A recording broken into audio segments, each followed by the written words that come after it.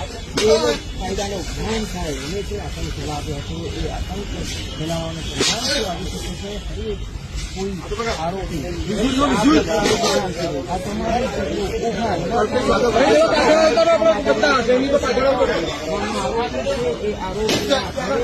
આરોપીને લઈને પહોંચ્યું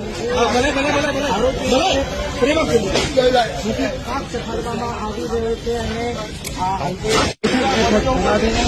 ભાન કરવામાં આવી રહ્યું છે. ન હોત એમનાથી આકાંક્ષ છે દેવના લોકો સાથે મળી અને આ કૃત્ય ન કર્યું હોત તો એ બની શકે છે બ્રાહ્મણો વાળો આગળ ન હોત